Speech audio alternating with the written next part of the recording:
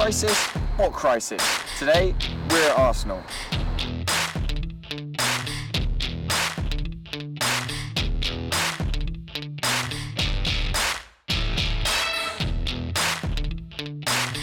Welcome to Team Whispers, where things are looking pretty glum if you're an Arsenal fan. Your best players have already left or want to leave, and you're already behind in the race for the top four. Is this what things are going to look like under Wenger for the next 2 years?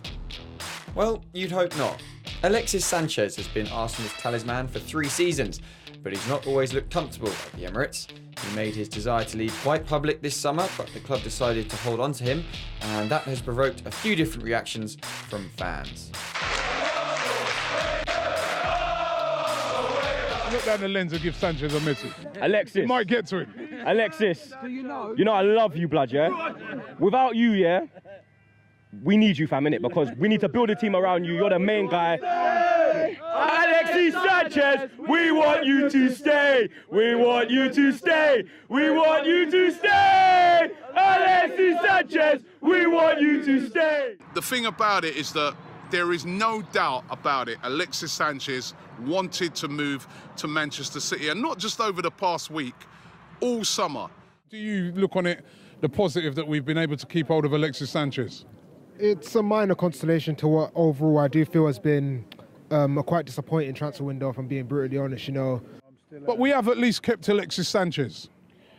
All very good if he gives 100% commitment and he doesn't play up in the dressing room, and it's a lot of things that are going to have to happen, because I'm worried now that the players are turned against him. We could have mutiny in the dressing room now. I don't know what's going to happen, mate.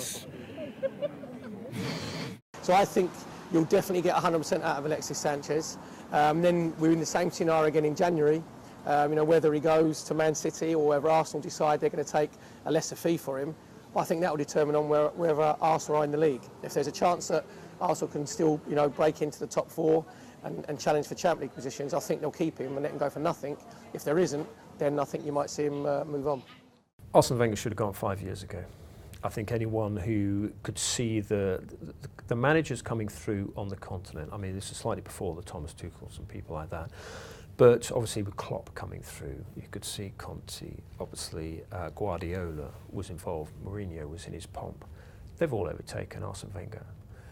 Wenger's made mistakes in his coaching staff. He's never really had anyone who would challenge him. He didn't take any of the invincibles and say, right, I'm going to take you and get you to drive me on. Patrick Vieira, for the last 5 years, should have been next to Arsène Wenger in a technical area, just nudging him, saying, and just giving him that edge. But Wenger doesn't like confrontation. Wenger signed a 2-year contract extension in the summer after some serious deliberation, a disappointing league campaign and intense criticism from fans and pundits alike. Given that Arsenal have shown little sign of righting those wrongs so far this season, we thought we'd look at 3 managers who could take over the reins at the Emirates when Wenger does eventually leave. Thomas Tuchel is the man who has been most heavily linked with Wenger's job in recent times, particularly after leaving Dortmund this summer. The German is currently unattached and so could step into the dugout at a moment's notice if things get worse for Arsène. Diego Simeone was once touted as a natural successor, but he has only just signed a new contract with Atletico Madrid, whilst Eddie Howe has long been seen as a perfect replacement for Wenger, given his preference for playing attractive football and using young, homegrown talent, though he has hit upon hard times at Bournemouth recently and will still have something to prove if he is to make the jump to a top 6 side.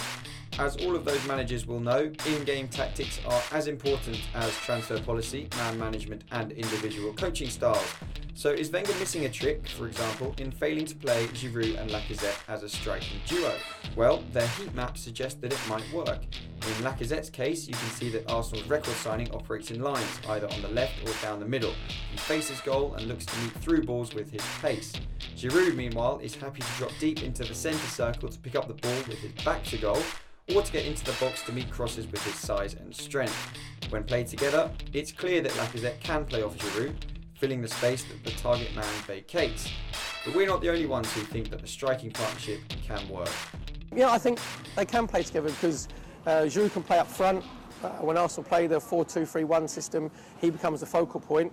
and he can engage the centre halves. Lacazette has proved that he can play in one of those sort of deep, like the two behind the main centre forward where he's facing goal. They can even play up front as a two. The old-fashioned days of having two centre forwards, you know, one coming short, one going long. And they're very, very good players. So that's it from Team Whispers at the Emirates Stadium. On Thursday, we'll be focusing on Chelsea. Join us then.